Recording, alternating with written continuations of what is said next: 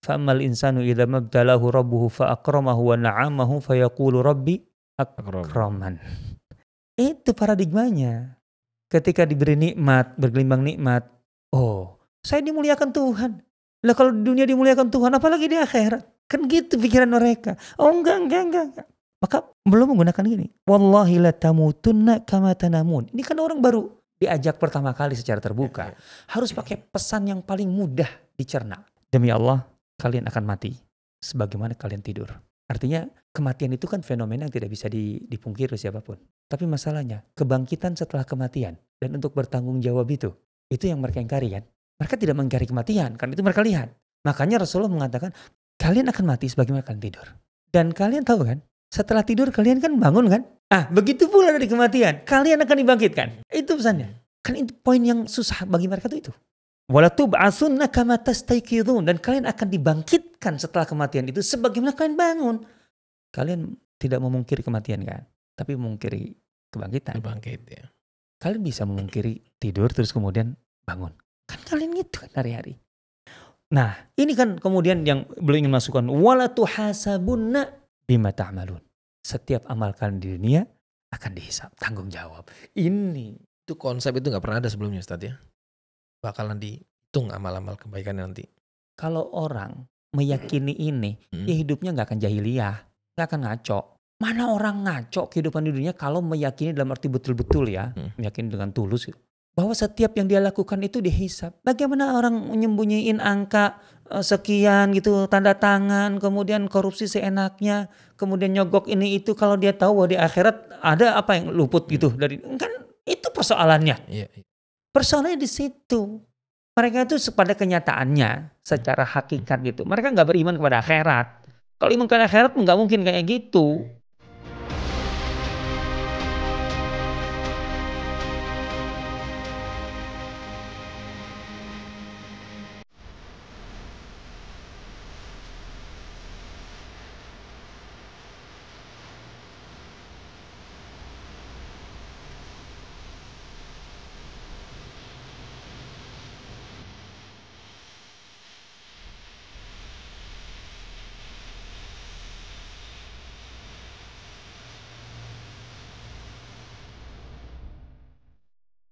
Assalamualaikum warahmatullahi wabarakatuh. Alhamdulillahi wa kafa, wassalatu wassalamu ala rasulihil mustafa, wa ala alihi wa ashabihi wa man ihtada wa ba'd. Jumpa lagi bareng saya Umar El-Rozi, masih di channel Sirah TV, channel yang menyajikan kajian seputar sirah nabawiyah dan sejarah peradaban Islam. Kalimat yang sering banget saya dengar dari guru saya adalah jangan hanya mencukupkan pada kronologi. Kita perlu untuk menambah bacaan kita tentang Rasulullah SAW dalam tema-tema yang lebih tematik, karena juga hari ini kita sangat dibanjiri buku-buku seputar Rasulullah yang membahas tentang sisi-sisi lain dari sisi kronologi ya. Ada Rasulullah sebagai pengajar, Rasulullah sebagai panglima, termasuk bahkan juga ada buku yang membahas tentang seni interaksi Rasulullah SAW. Itu dahsyat sekali ya. Artinya Rasulullah begitu sempurna dalam banyak hal yang kita bisa gali setiap sisinya. Salah satunya adalah dalam sisi komunikasi. Dan hari ini kita akan belajar dengan guru kita, ada Ustadz Asep Sobari di sini. Assalamualaikum Ustadz. Assalamualaikum warahmatullahi wabarakatuh. Aduh, apaan Ustadz ya, di tengah kesibukan kelas offline, online, dalam dan luar kota masih harus dikejar juga untuk podcast. Ustadz. Oh ya enggak lah, enggak dikejar karena. Alhamdulillah. Ya, Ustadz, kalau kita banyak hari ini menjumpai kelas-kelas public speaking kira-kira begitu, ilmu-ilmu komunikasi untuk khalayak, itu kayaknya kita nggak boleh melewatkan ya teladan kita, ya ini Rasulullah SAW. Tapi juga mungkin kurang banyak digali. Artinya mungkin sebagian kita hanya membaca hanya sebatas sisi kronologinya. Peristiwa Rasulullah, termasuk juga peristiwa-peristiwa dakwah itu tercantum semuanya. Tapi kita pengen menggalinya dari sisi bagaimana gaya komunikasi Rasulullah dalam berdakwah itu, Ustaz. Ada nggak antum satu momen dari, tentunya semua peristiwa Rasulullah istimewa ya. Tapi satu momen yang bisa kita ambil itu dari kaitannya dengan ilmu komunikasi tadi, Ustaz. Ya. Alhamdulillah wassalatu wassalamu ala Rasulillah wa ala alihi wa sahbihi wa mawalah ma ba'd. dakwah itu komunikasi. Dakwah itu ya komunikasi. Kan dakwah itu mengajak. Kalau dalam mengajak itu otomatis ada komunikasi di situ. Tapi ada istilah juga dakwah bil hal, Ustaz. Jadi nggak perlu komunikasi tuh. Itu bagian dari komunikasi dong. Emang komunikasi harus dengan kata-kata aja. Oh gitu ya. Iya dong. Iya. Karena ada orang komunikasi pakai sandi, pakai kode. Itu komunikasi juga. Komunikasi dong, masa bukan komunikasi. Yang jelas Rasulullah SAW itu ketika menyampaikan dakwah beliau, kan targetnya adalah bagaimana dakwah itu diterima, kan itu. Iya. Dan kita tahu bahwa dalam Islam tidak boleh memaksa seseorang untuk menerima kebenaran Islam kan. Jadi bagaimana Islam itu diterima tanpa orang terpaksa.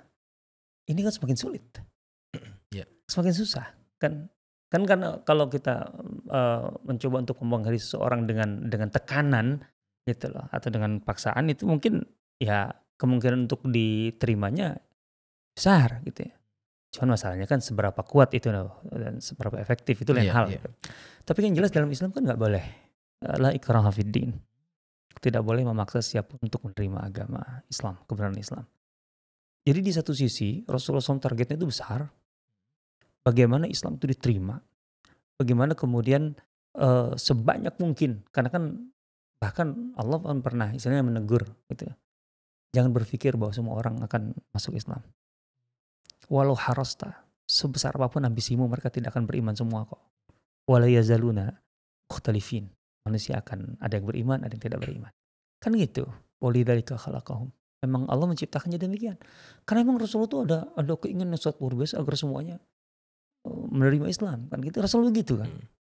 Nah, sehingga otomatis dalam komunikasi Rasulullah SAW itu ada satu unsur yang tidak bisa dilewatkan. Bagaimana komunikasi beliau itu efektif dan berpengaruh. Kan itu. Sehingga di sinilah sebenarnya kita harus sadar dari awal bahwa Rasulullah SAW itu mempunyai kekuatan komunikasi yang sangat luar biasa. Mungkin nggak, Ustaz, kekuatan itu dasarnya dari wa ma yantiqu anil hawa, bahwa semuanya itu memang dipandu gitu, Ustaz. Enggak, antara ayat itu dengan kemudian kesimpulannya tadi bahwa segala halnya Rasul dipandu, dua hal yang berbeda. Bahwa ma yantiqu anil hawa itu salah satu kekuatan fundamental ya. Karena orang kalau sudah berbicara dengan benar dan kemudian atau didasari dengan kebenaran dan setulus hati gitu, dan dengan sepenuh jiwa, wah itu kan akan mengena banget gitu. Karena Rasulullah itu kan itu wa ma yantiqu anil hawa itu di situ. Dasarnya murni, pure, tidak ada kepentingan, tidak ada ya pokoknya murni lah gitu ya. Jadi ada benar juga ya statement yang selama ini kita juga dengar, apa yang dari hati akan sampai ke iyalah, itu tentu. Itu tentu. Apa yang muncul dari hati akan masuk atau mudah diterima oleh hati. Nah, tapi kan bukan berarti segalanya dipandu. Itu dua hal yang berbeda gitu ya. Kita sudah sedikit atau lebih kurang kita mengangkat sisi ini bahwa Rasulullah SAW tidak selalu dipandu gitu. Dan mungkin untuk pembahasan kita kali ini, di edisi kali ini, kita akan membuktikan lagi bahwa Rasulullah SAW tidak sepenuhnya dipandu gitu loh, bahwa artinya semuanya serba barang jadi lah gitu loh. Enggak seperti itu.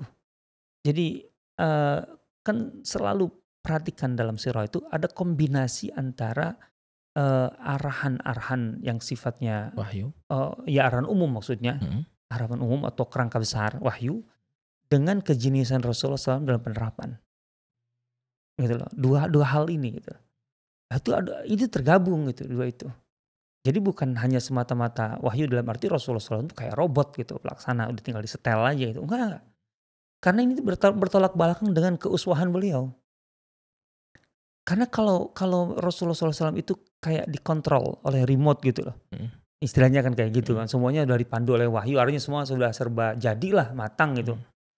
Ya terus bagaimana kita meneladani beliau? Sementara kan wahyu hanya terkait dengan beliau. Itu memang kekhasan Rasul. Dan tidak mungkin bisa diterapkan oleh siapapun selain Rasul yang memang menerima wahyu. Kan begitu. Kan gitu. Nah ini. Sehingga kita, artinya wahyu kan sudah turun semua. Al-Quran itu sudah ada. Dan Al-Quran relevan sepanjang zaman, sepanjang masa. Sampai kita hari ini pun. Nah, tinggal bagaimana kita mengambil inspirasi dari kecerdasan Rasulullah SAW untuk menerapkannya, itu maksudnya, gitu ya. Karena kita tidak diwajibkan memfotokopi karena keadaan di masa Rasul dan keadaan kita belum tentu sama. Nah, tapi kan ada apa namanya, nilai-nilai, ada masalah-masalah yang sangat mendasar, fundamental yang bisa menjadi inspirasi. Contohnya komunikasi ini. Tepatnya ketika Rasulullah SAW mulai berdakwah terbuka. Awal-awal ini Zat. Iya, iya. 3 tahun pertama dakwah Rasulullah SAW itu kan dilakukan secara terbatas. Terbatas ya. Harus terus ditekankan ya. Terbatas. Bukan sembunyi-sembunyi. Terbatas, kan gitu. Nah, setelah selesai 3 tahun itu, turunlah perintah Allah dalam surah Syu'ara ayat 214 kalau tidak salah, yang jelas-jelas memberi perintah kepada Rasulullah untuk melakukan dakwah secara terbuka, lepas, tidak terbatas. Ya, yaitu wa anzir ashiratakal aqrabin. Anzir, beri peringatan. Ashiratakal aqrabin, ini jelas siapa objeknya nih. Peringatkan, siapa yang peringatkan? Ashiratakal aqrabin, asyirah. Asyirah itu kerabat. Asyirah itu termasuk kabilah, suku. Kalau dalam hal ini konteksnya, gitu, asyirah itu adalah Quraisy. Karena Quraisy itu semua asyirah Rasulullah SAW yang terdekat dengan beliau. Di mana ada dua apa namanya, dua kumpulan keluarga dari Quraisy, Bani Ka'ab bin Lu'ay dan Amir bin Lu'ay. Ayat itu tadi bukan hanya untuk Bani Hashim. Oh enggak, Bani Hashim bagian dari Asyirah, kan itu, bagian dari Asyirah. Jadi Asyirah itu lebih besar dari sekedar keluarga besar. Berarti kan ada keluarga inti kemudian keluarga besar, satu kakek atau satu buyut, lebih besar dari itu. Termasuk kabilah itu Asyirah. Kabilah ya. Dalam arti ini dan kita akan lihat praktek Rasul memang demikian. Artinya ketika ayat ini turunkan diperintah. Wa anzir itu perintah. Sampaikan peringatanmu kepada asyirah yang terdekat. Gitu. Asyirah yang terdekat. Kan Rasulullah itu kan dari apa namanya, dari Kinanah. Wastafa min Kinanah Quraisyan. Dan dari Kinanah itu kemudian secara spesifik Quraisy. Kan gitu. Dan dari Quraisy kemudian Bani Hashim atau Bani Ka'ab bin Lu'ay kemudian Bani Hashim. Kan gitu. Jadi Kinanah itu kan secara umum masih bagian dari puaknya Rasulullah SAW. Tapi kan secara lebih spesifik adalah Quraisy. Dan yang di Mekah itu kan Quraisy. Walaupun tidak semua Quraisy sebenarnya, gitu kan. Kan ada yang di dalam kota Mekah itu terbagi dua. Pemukiman Mekah itu ada yang di dalam sekitar Ka'bah, ada yang di luar di apa namanya, dekat bukit-bukit sekitar Mekah. Jadi ada Quraisy apa namanya, Bitah, dan ada Quraisy Zawahir. Yang di luar juga Quraisy juga. Iya, artinya Quraisy itu kan keturunan Fihr. Coba baca deh di antara para sahabat yang Fihri itu kan sedikit. Ya. Jadi yang belakangnya Fihri itu kan sedikit. Padahal semua Fihr itu adalah Quraisy. Karena tidak semua keturunan Fihr itu ada di sekitar Mekah, gitu lah. Atau bukan, ada di dalam kota Mekah. Tidak semuanya. Gitu. Yang paling banyak di dalam kota Mekah, di bagian dalam kota Mekah itu dua. Dari Bani Ka'ab bin Lu'ay dan Amir bin Lu'ay. Padahal keturunan Quraisy itu lebih luas dari Ka'ab bin Lu'ay dan Amir bin Lu'ay. Ini komposisinya harus diketahui juga sih sebenarnya. Betul bahwa apa namanya, objek dakwah Rasulullah SAW dan yang tinggal di Mekah itu Quraisy. Tapi jangan dipikir bahwa semua Quraisy ada di dalam kota Mekah. Enggak. Yang lebih banyak di dalam kota Mekah itu adalah dua kelompok dari Quraisy, yaitu Bani Ka'ab bin Lu'ay dan Amir bin Lu'ay. Gitu ya. Bani Ka'ab bin Lu'ay itu yang paling besar. Bani Abdi Manaf semuanya ada di situ, otomatis. Ya kan, Ka'ab bin Lu'ay itu kan kalau dari buyutnya Rasulullah SAW dari Qusay aja. Qusay bin Kilab bin Murrah bin Ka'ab. Abu Bakar itu dari Bani Taim bin Murrah bin Ka'ab bin Lu'ay.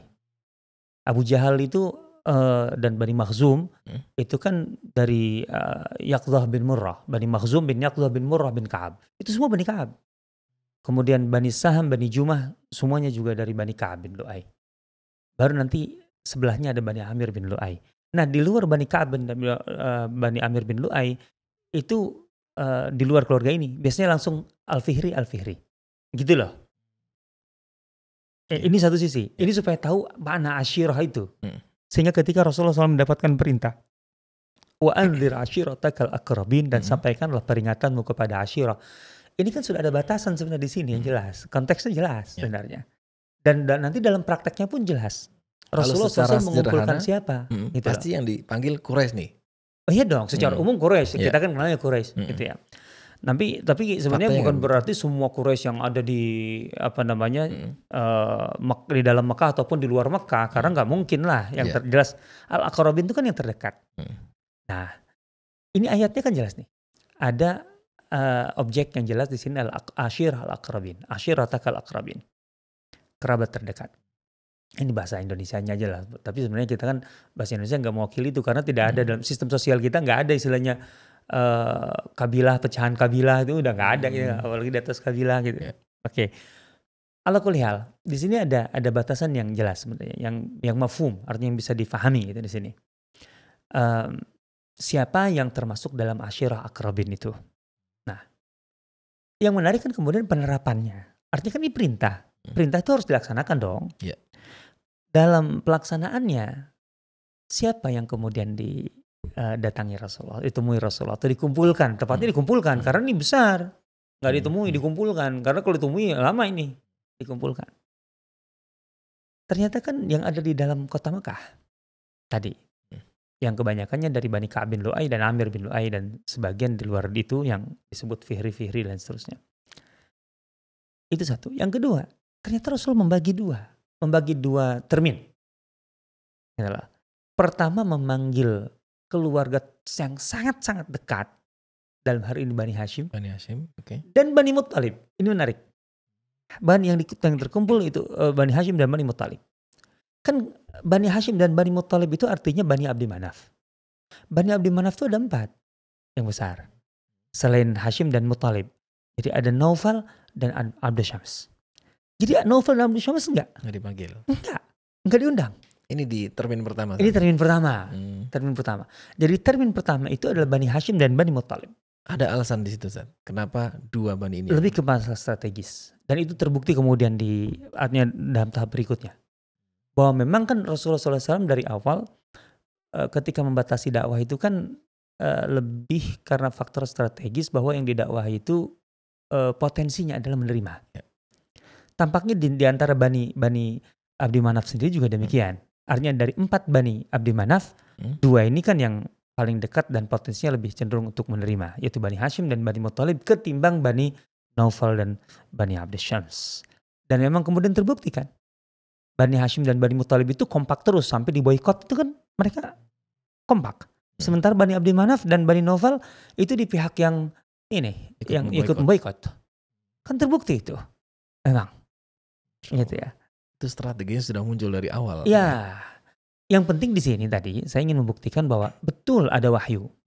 Tapi bukan berarti Rasulullah SAW itu dikontrol oleh wahyu. Gitu loh. Artinya melaksanakan apa adanya, artinya semua sudah barang matang gitu. Enggak. Wahyu ini global sifatnya gitu. General sifatnya nih. Sampaikan peringatan kepada kerabat terdekatmu. Kan semuanya tadi, semua Quraisy yang ada di dalam kota Mekah bisa. Ternyata Rasulullah bagi 2 termin. Nah ini nggak ada dalam Al-Quran, nggak ada 2 termin.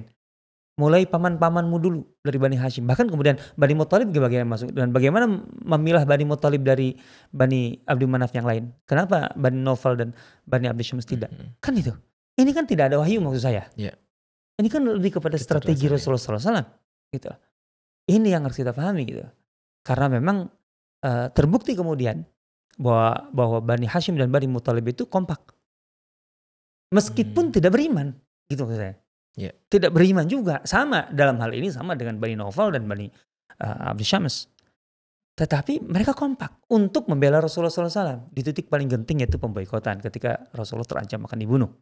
Nah itu kan, itu yang menarik di situ. Nah baru termin kedua Rasulullah SAW mengumpulkan semua kelompok Quraisy. Mulai meluaskan itu panggilannya. Iya, semua kelompok Quraisy yang ada di Mekah. Gitu loh. Itu dikumpulkan di Sofa, kan itu kan ada riwayatnya di situ. Nah ini sisi yang harus kita perhatikan gitu. Jadi cara penerapan atau pelaksanaan perintah wahyu kepada beliau itu berdasarkan pertimbangan-pertimbangan yang sangat smart, cerdas. Kalau jelas. Abu Lahab yang merespon itu di termin pertama apa kedua, Ustaz? Dua-duanya. Dua-duanya merespon. Dan duanya menolak gitu. Yang paling rese dari awal. Menarik di sini ada kan riwayat-riwayatnya itu ada di Ibnu Sa'ad, ada di Al-Baladhuri, ada di Al-Baihaqi, ada di Abu Nuaim, dan kemudian juga ada di sebagiannya ada di Bukhari, Muslim, gitu ya. Jadi riwayatnya banyak nih tentang peristiwa ini, gitu ya. Nah, di sini sebenarnya bagian dari komunikasi itu. Karena Abu Lahab itu kan jelas langsung memposisikan diri sebagai lawan, sebagai oposisi. Bagaimana Rasulullah SAW mengkomunikasikan pesan yang ingin beliau sampaikan kan? Bagaimana supaya sampai nih ajakan beliau kepada keluarganya ini gitu.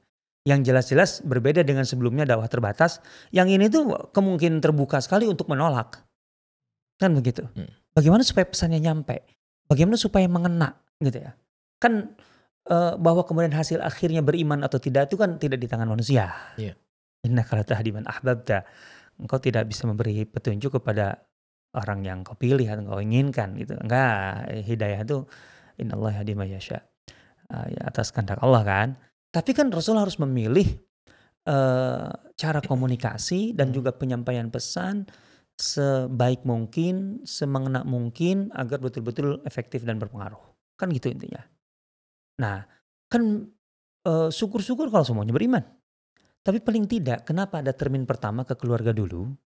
Nah, ini juga pertanyaan menarik analisanya. Kenapa apa pentingnya sih Rasulullah SAW membagi dua, jadi dua termin, keluarga terdekatnya dulu, baru kemudian Quraisy secara umum. Ketika beliau akan berdakwah secara terbuka, berarti kan sudah jelas ada risiko benturan.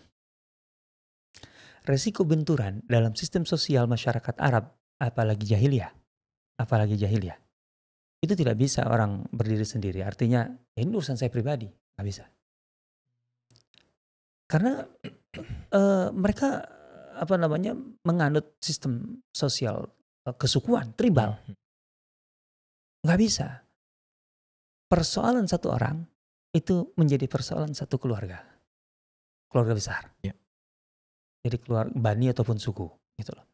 Ini mau tidak mau pasti akan melibatkan. Nah, ketika kemudian harus mau tidak mau melibatkan keluarga, kan Rasulullah memastikan ini keluarga ini, ya kalau beriman oke, selesailah itu tujuan beliau. Tapi kalau tidak beriman, mereka akan mempertahankan sebagai keluarga atau istilahnya melepas.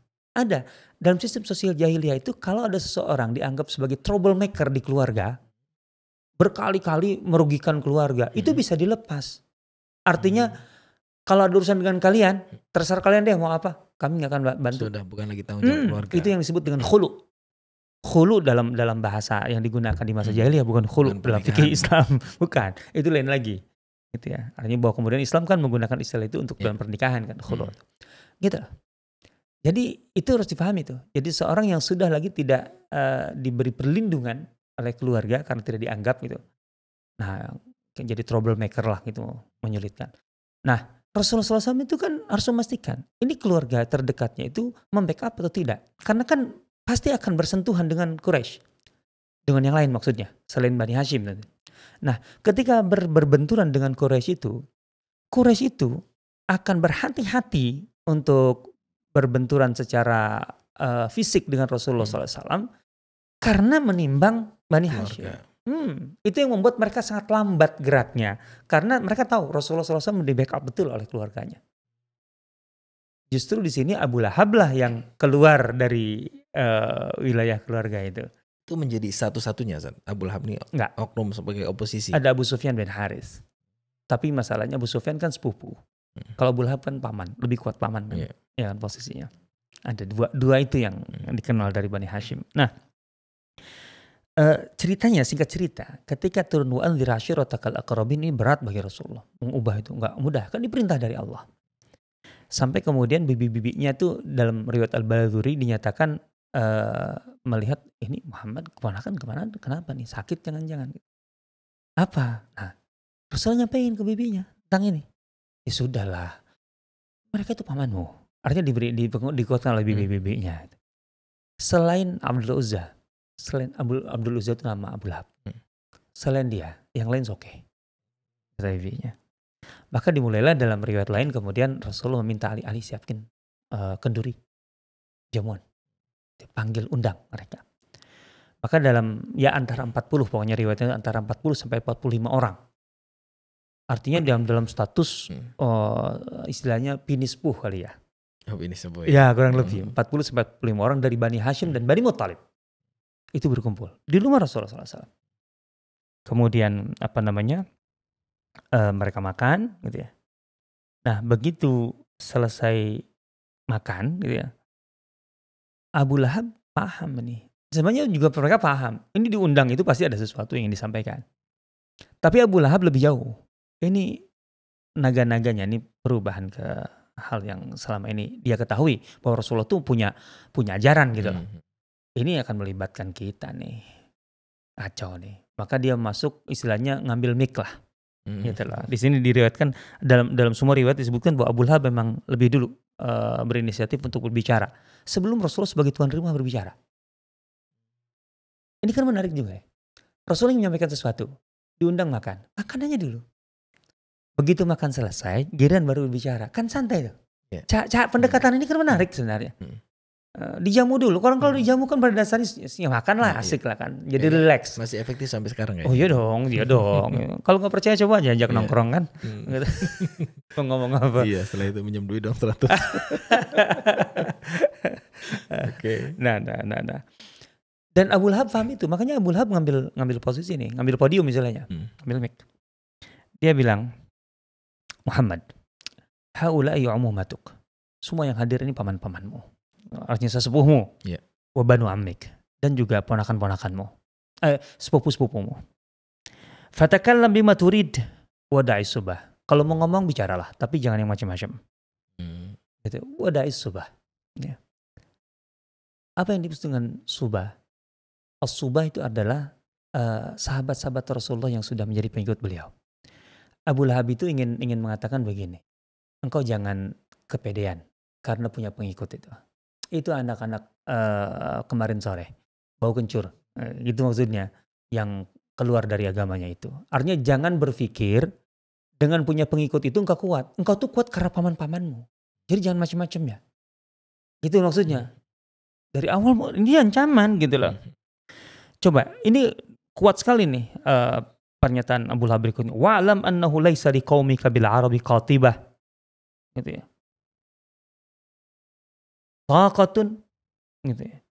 Ketahuilah, enggak mungkin sekuat apapun keluargamu ini engkau bawa berhadap-hadapan dengan semua kelompok Arab. Artinya Abu Lahab tuh paham bahwa ajaran Rasulullah itu kalau disampaikan itu bukan hanya menyentuh 1-2 orang, bukan hanya akan menyinggung 1-2 kelompok. Ini akan menyinggung semua sistem. Abu Lahab paham. Dan dengan sistem sosial masyarakat jahiliyah, engkau mau bawa kami ini, paman-pamanmu ini, untuk menghadapi mereka semua, untuk melindungi kamu? Nggak mungkin. Artinya yang rasional aja, gitu loh kalau bahasa kita sekarang. Yang masuk akal aja lah. Nggak mungkin lah engkau membawa kami semua, menyeret kami. Karena kan dengan sistem jahiliyah, kami harus melindungimu sebagai keluarga. Dan itu nggak mungkin karena harus berhadapan dengan semua orang Arab, gitu ya. Gitu kan. Ya. Fahasbuka usrotak. Maka udahlah, di lingkungan keluargamu aja lah, nggak usah jauh-jauh keluar, gitu ya. Wa banu abik. Juga keluarga dekatmu itu yang dekat dengan ayahmu itu. In aqamta ala amrik, kalau engkau tetap kekeh mau berdakwah, maksudnya. Faham, Abu Lahab tuh paham. Siapa bilang itu yang kemarin kan, yang sebelumnya kita bahas bahwa siapa bilang sembunyi-sembunyi orang Abu Lahab di hari pertama jadi langsung paham. Iya. Artinya sudah membaca arahnya kemana gitu loh. Gitu ya.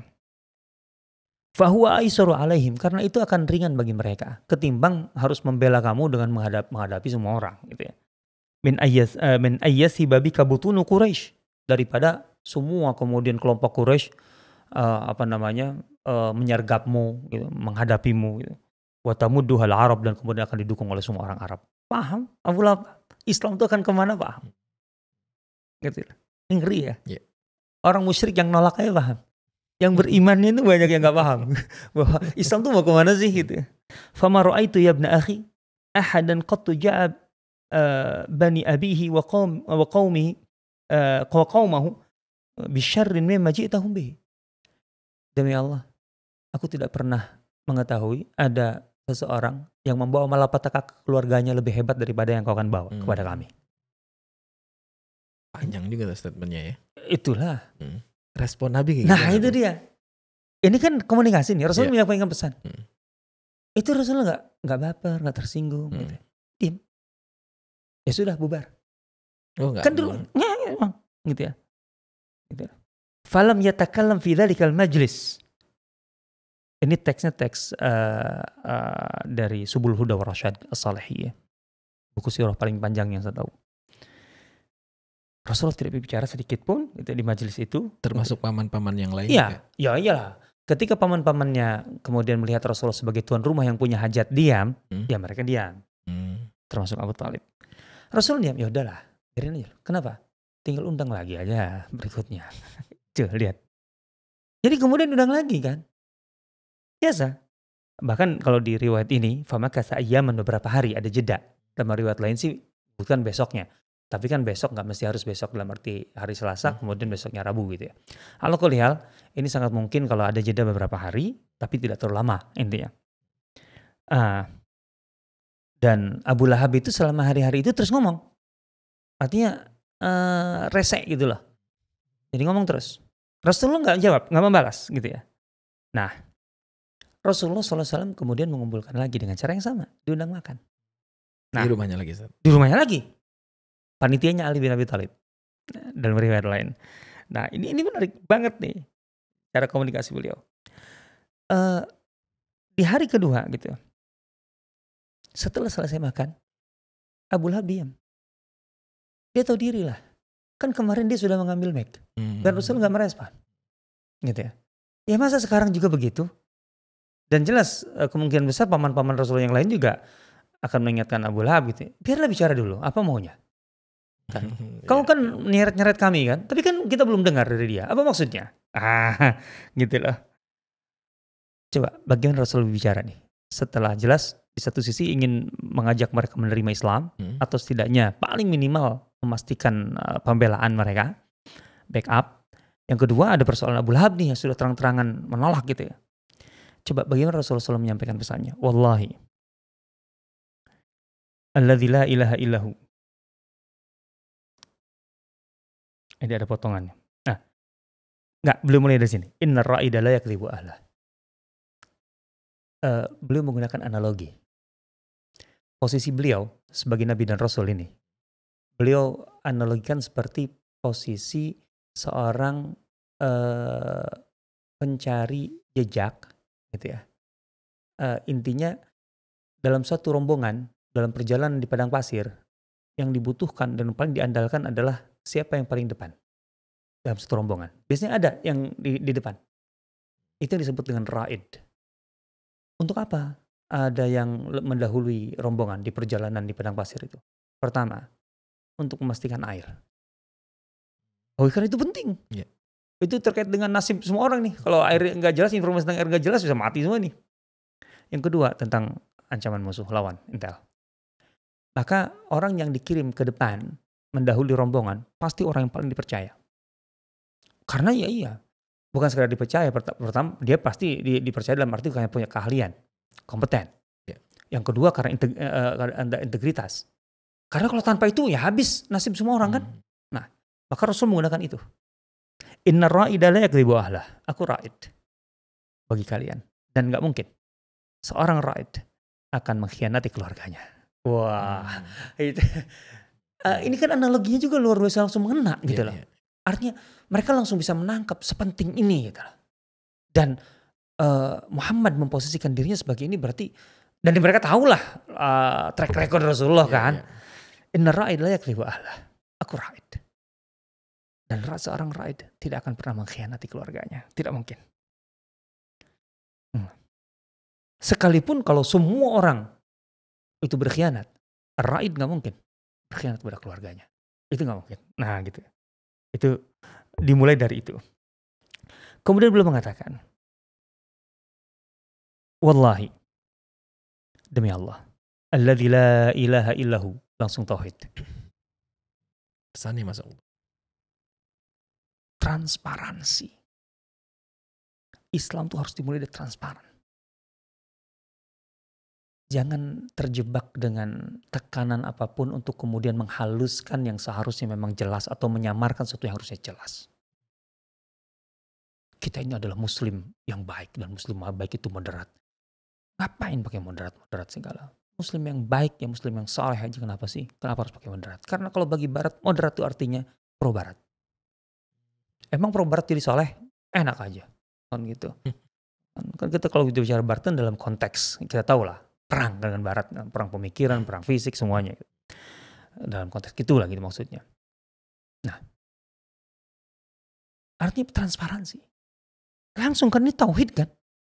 Ya. Aku bersumpah, wallah. Alladzi la ilaha illahu, yang tidak ada Tuhan yang patut disembah selain Dia. Semua tahu lah Rasulullah itu nggak pernah nyembah berhala, nggak pernah. Semua tahu. Gitu ya. Cuman dan itu pernah ada kan sebelum Rasulullah pun yang orang-orang di Quraisy yang disebut dengan Hanifiyun tidak menyembah berhala, ada itu biasa. Tapi sekarang apa bedanya nih? Apa yang membedakan antara generasi sebelum Rasulullah Hanifiyun dengan Rasulullah yang tidak menyembah berhala? Beda. Itu tidak mengusik mereka. Itu urusan pribadi, privat. Kalau ini enggak. Ini perubahan. Inni Rasulullah ilaikum jam'a khasatan wa ilan nasi kafah. Dari hari pertama Islam itu jelas universal. Bukan untuk keluarga, bukan karena lingkungan domestik atau lokal. Sesungguhnya aku benar-benar utusan Allah kepada kalian secara khusus. Ya karena kan tahapan. Ya. Dan kepada manusia secara umum. Seluruh manusia. Kemudian bagaimana Rasul menyampaikan apa ini Islam tuh apa sih supaya mudah dipahami pesannya gitu loh. Dan kemana arahnya dan apa yang harus berubah dari mereka. Ternyata beliau memulai dari apa?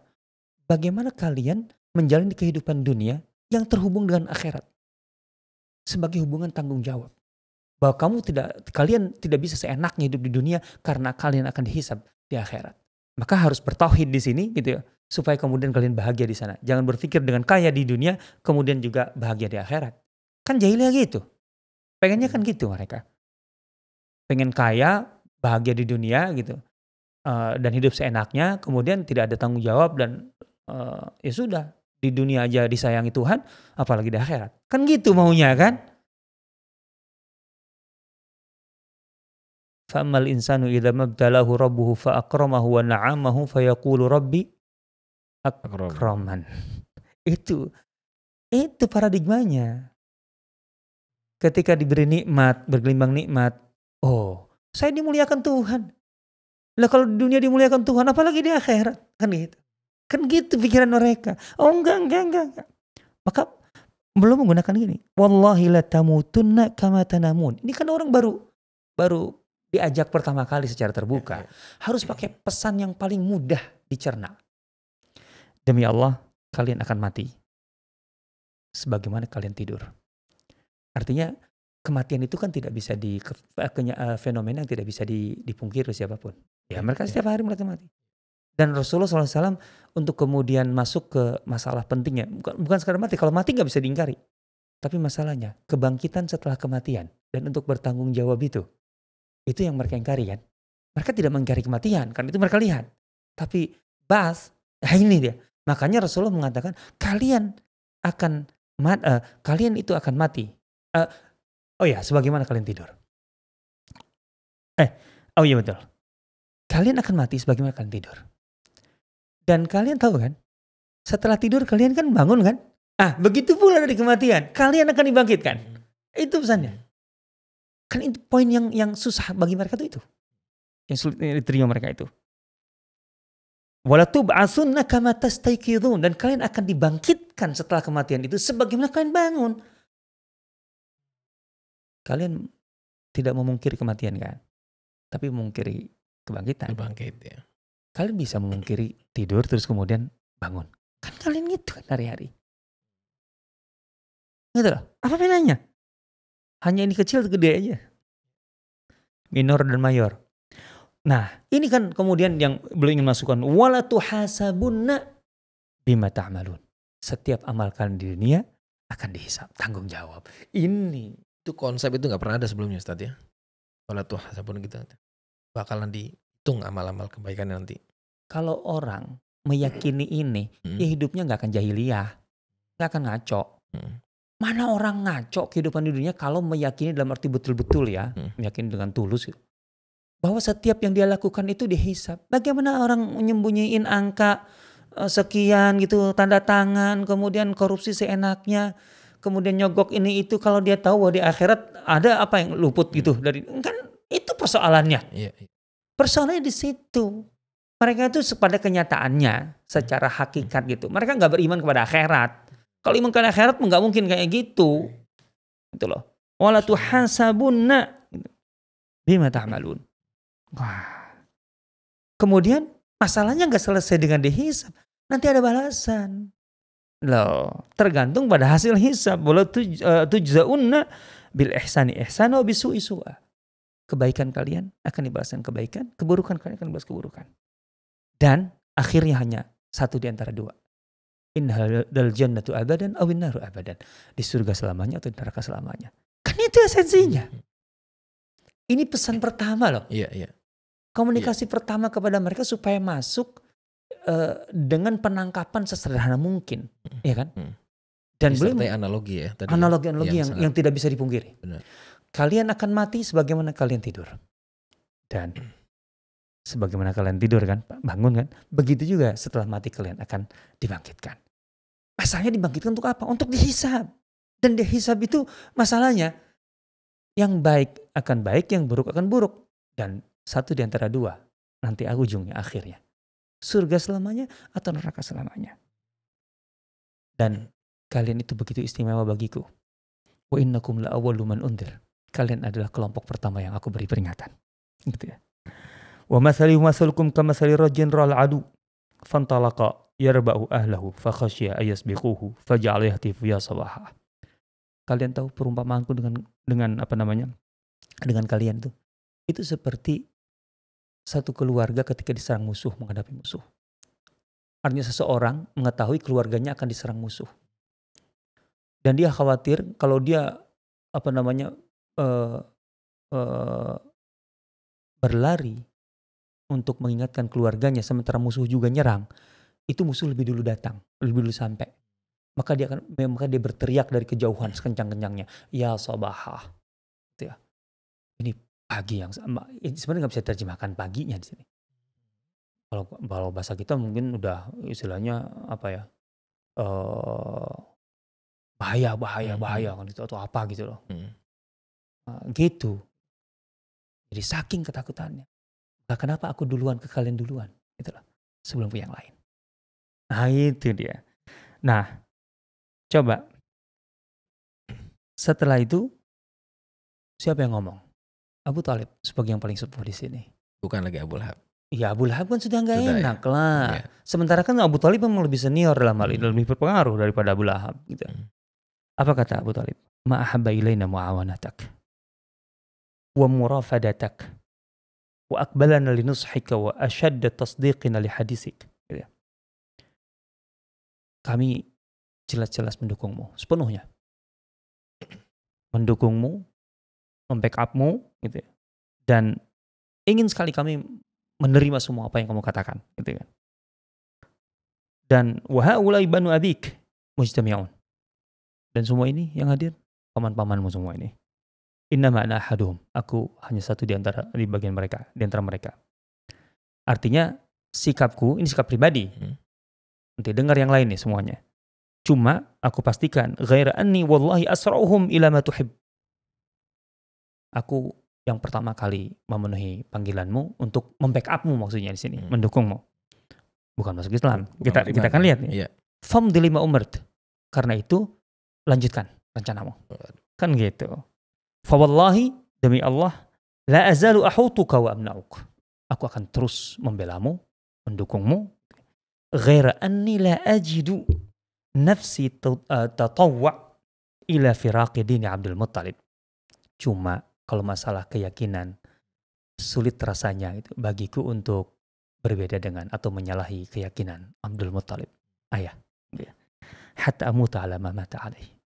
Nah kan artinya ini jelas penolakan Abu Thalib untuk beriman di sini.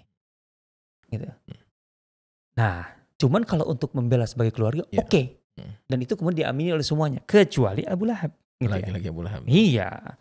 Dia yang kemudian teriak ingin mempengaruhi yang lain. Ya Bani Abdul Muttalib, hadhihi wallahi saw'ah. Ini aurat ini. Ini aib, memalukan kita semua nih. Khudu ala yadaih, tahan dia, dalam arti hentikan nih. Gitu.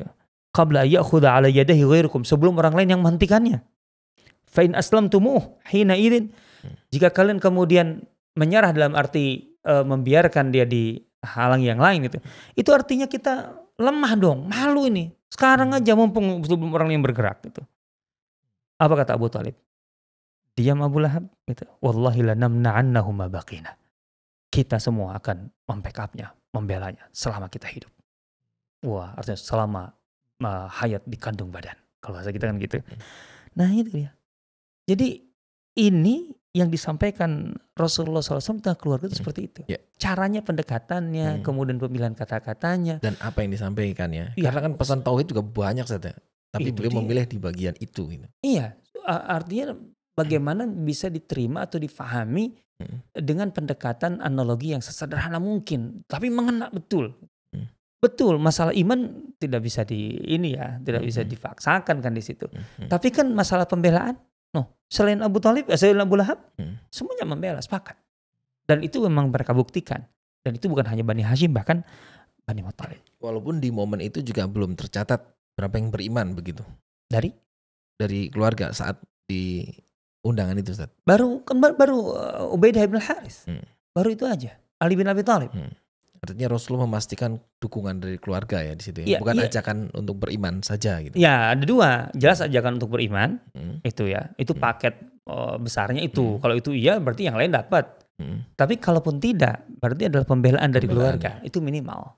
Karena beliau akan berhadapan dengan orang lain. Nah kan setelah itu beliau mengumpulkan ini dalam riwayat Bukhari, Muslim, mengumpulkan semua perwakilan dari bani-bani Quraisy yang ada di Mekah kan. Nah, jadi Bukhari, Muslim dan Baladhi dari Ibnu Abbas, kemudian juga Bukhari, Muslim saja dari Abu Hurairah, Muslim dari Qabisah bin Mukharik. Gitu. Setelah turun wa anzir ashiratakal aqrabin, qama ala sofa. Beliau kemudian naik ke sofa dan itu pagi-pagi, gitu ya. Fa'ala alaha hajaran, di puncaknya persis gitu ya, supaya kelihatan oleh semua orang. Yang disampaikan juga sama atau berbeda? Ini nih penggunaan kata yang berbeda otomatis. Mulai dengan panggilan ya sobahah. Itu pagi-pagi memang. Pagi-pagi itu kan orang Quraisy mulai beraktivitas. Pusat aktivitas mereka di Ka'bah. Sofa itu di samping Ka'bah. Gitu loh. Jadi pemilihan sofa itu intinya bisa mengumpulkan orang secepat mungkin. Karena memang dasar itu tujuan aktivitas orang Mekah kan. Kemudian beliau menggunakan kata ya sabahah dan itu memang di waktu pagi untuk memberi kesan bahwa ini sangat genting. Sebelum orang-orang tahu ada apa-apa, ada berita yang ku tahu. Gitu loh, yang tidak kalian tahu. Jadi ya sabah itu artinya kalau kita tuh zaman dulu kan pakai kentongan itu untuk kumpul, tung, artinya kumpul genting kan. Orang datang ke alun-alun atau kemana kan, gitu kan. Sama dengan begitu sebenarnya. Jadi nggak bisa diartikan ini pagi yang luar biasa. Apa nggak enak kan? Kalau maksudnya sebenarnya bahaya, ada berita besar, genting. Nah, intinya menarik perhatian memang. Ya sawahah, gitu ya. Faqalu man hadha, orang-orang kan di sana kemudian berteriak, siapa yang teriak pagi-pagi kayak gini? Masih pagi udah berteriak segenting ini. Nah, ya mereka kan ingin tahu ini siapa yang teriak? Muhammad. Oh Muhammad. Oh semakin parah nih. Berarti ada sesuatu yang penting sekali kalau Muhammad yang bicara. Karena Rasulullah SAW nggak pernah dikenal neko-neko kan. Gitu loh. Nah, sehingga disebutkan di sini bahwa kalau ada satu tokoh gitu ya yang tidak bisa hadir, dia akan mengirim orang untuk mewakilinya. Sampai segitunya gitu ya. Kan Rasul kemudian menyebut nama-nama. Ya Bani Fulan, ya Bani Fulan, ya Bani Fulan. Gitu loh. Dipanggil satu persatu. Nah mereka tuh datang nih tokoh-tokohnya nih. yang tidak bisa datang akan menunjuk wakil atau kamu mau wakili gitu. Sehingga intinya semua perwakilan kelompok-kelompok Quraisy datang di situ. Termasuk Abu Lahab. Fajtama'u ilaih, semuanya kemudian mengerumuni Rasulullah SAW di sofa itu. Faqala, sofa itu kan tempat sa'i kan, dekat dengan Ka'bah. Faqala, Rasul berkata begini.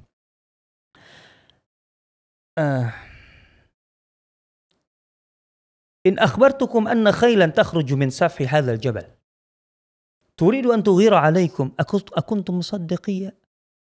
Kalau aku kasih kabar hari ini, saat ini, bahwa ada satu pasukan berkuda sudah siap-siap menyerang kalian dari balik gunung ini.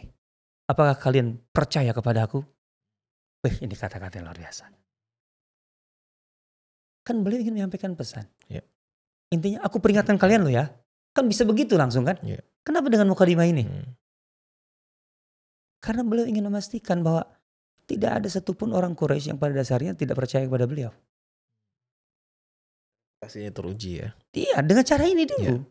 Apakah kalau aku sampaikan berita bahwa ada satu pasukan berkuda, saat ini sudah bersiap-siap menyerang kalian di balik gunung ini. Apa kalian percaya kepadaku? Bukan percaya kepada kabarku itu. Kepadaku sebagai sumber. Akuntum musaddiqiyya. Musaddiqi. Percaya padaku sebagai sumber berita, bukan sekedar berita itu. Qalu, mereka sepakat. Ma jarrabna 'alaika kadziban. Bukan hanya bilang, kami percaya. Bukan hanya gitu. Mereka bilangnya begini. Kalau kita panjangkan, pasti percaya. Kenapa? Ma jarrabna 'alaika kadziban. Sepanjang kami hidup bersamamu, kami tidak pernah mendapatimu sekalipun gak pernah berdusta. Ini penting kan track record ini. Gak pernah berdusta sampai usia 43 tahun. Apa alasan yang berdusta hari ini? Gak ada kan? Sehingga mereka pun, kami tidak punya alasan untuk tidak percaya padamu. Engkau tidak pernah berdusta. Subhanallah. Di sini Rasulullah masuk. Beritanya bukan itu. Ini beritanya. Kan aku bilang tadi, apakah kalian percaya kepadaku sebagai narasumber? Percaya. Karena kau gak pernah berdusta. Ya ma'asyara Quraisy, anqidhu anfusakum minan nar. Selamatkan diri kalian masing-masing dari neraka. Langsung to the point. Kan pesannya apa? Apa yang kalian lakukan, kalian jalani hari ini, ini semuanya kalau bahasa Sunda pinarakaun. Apa itu? Artinya yang pantas tuh masuk neraka semua ini.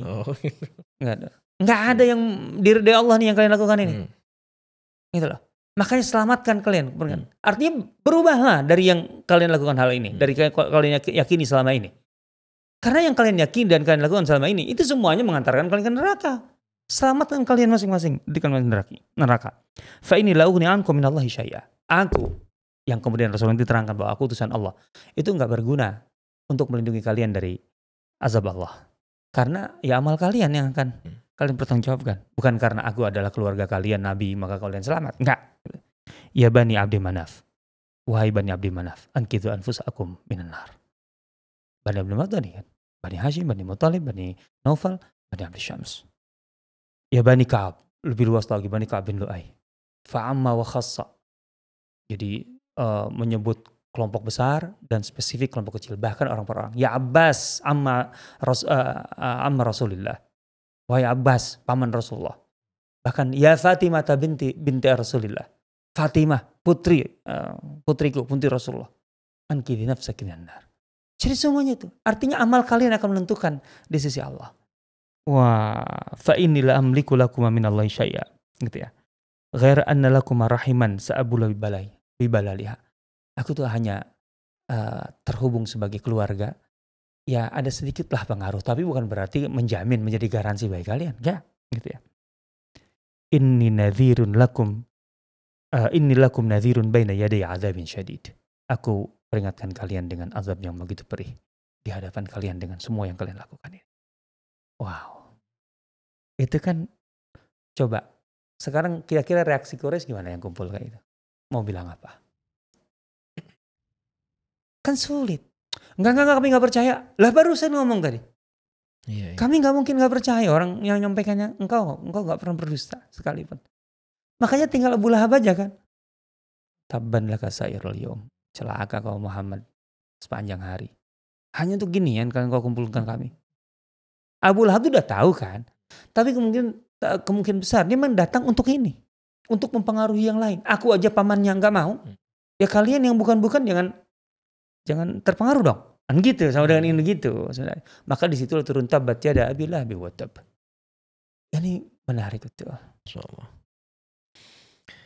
Saya jadi ingat Ustaz, konsep kalau kaitan jadi konten kreator tuh kayaknya mengadopsi juga tuh ilmunya Rasulullah tadi, bahwa kalau konten kreator tuh biasanya memperhatikan dalam ilmu konten itu yang pertama attention, ya kan? Iya. Kemudian interest gitu. Itu kan ternyata kalau kita katakan ada dalilnya kira-kira gitu ya. Rasulullah membangun dengan attention tadi ya, memanggil, nge-grab semua orang itu, kemudian kasih statement yang akhirnya mereka juga sepakat dengan kalimat itu, baru pesannya sampai. Ini bab luas sebenarnya. Bagaimana Rasulullah SAW berkomunikasi itu bab luas sekali. Dan itu menarik kalau kita baca detail-detailnya. Ini kan dengan di Mekah, dengan orang kafir, bagaimana dengan orang yang sudah beriman, bagaimana dengan sahabat yang kemudian melakukan kesalahan, yang sedang drop, artinya sedang apa istilahnya insecure, kalau bahasa kita sekarang gitu. Gimana memotivasi, itu semua ada. Dibedain Ustaz ya. Ngeri. Jadi kapannya, siapanya gitu ya. Betul. Dan kadang kan menggunakan cara Rasulullah ingin menyampaikan satu pesan. Kadang-kadang dibonceng, Mu'adz bin Jabal dibonceng, gitu loh. Kemudian siapa Usamah dibonceng, Abu Hurairah pernah dibonceng, Abu Dzar pernah dibonceng gitu ya. Ingin bicara berdua tentang satu hal yang penting. Makanya kan undang makan ya. Oh itu kan ramai kalau rame-rame undang makan. Kalau Abu Hurairah kan pernah sampai sampai merasa ya itu pengaruhnya, efeknya. Setelah Rasul wafat lah, Abu Hurairah itu ketika mengajari murid-muridnya tabi'in menyampaikan hadis gitu ya. Kalau sudah masuk yang sifatnya sangat-sangat privat yang pernah disampaikan Rasulullah pada dirinya sendiri pribadi, itu bahasanya ausani khalili, gitu ya. Khalil itu kekasihku berpesan padaku. Dan kalau sudah ngomong itu, menyampaikan hadis, Abu Hurairah nggak bisa nggak nangis. Itu paling deep kali ya kalau anak sekarang. Artinya pelajaran hadis itu pasti akan dahulu dengan tangisannya. Kalau sudah begitu, ausani khalili. Karena yang disampaikan secara privat ya tadi. Sangat. Jadi kan pengaruhnya luar biasa. Ini yang kayak gini tuh banyak sebenarnya. Kalau kita ingin gali dalam sirah Rasulullah SAW. Masya Allah. Agak panjang nih episode kali ini. Ya, karena memang menarik ya. Tidak hanya dari sisi kronologis yang kita perlu tahu, tapi juga hal-hal yang lain. Bahkan lebih spesifik dalam sisi komunikasinya. Masya Allah, mudah-mudahan next kita bisa bahas lagi ilmu komunikasi Rasulullah dalam pembahasan yang berbeda. Jazakallah khair Ustaz atas ilmunya. Terima kasih. Untuk teman-teman juga yang sudah menyimak sampai akhir, semoga bisa diambil faidah yang sangat besar dari pelajaran yang sangat berharga dari sisi Rasulullah SAW. Subhanakallahumma bihamdika asyhadu an la ilaha illa anta astaghfiruka wa atubu ilaik. Assalamualaikum warahmatullahi wabarakatuh. Waalaikumsalam warahmatullahi wabarakatuh. Para penonton yang budiman, terima kasih telah menyimak sajian dari Sirah TV. Semoga menjadi jalan terbaik Anda untuk lebih dekat dengan Rasulullah SAW.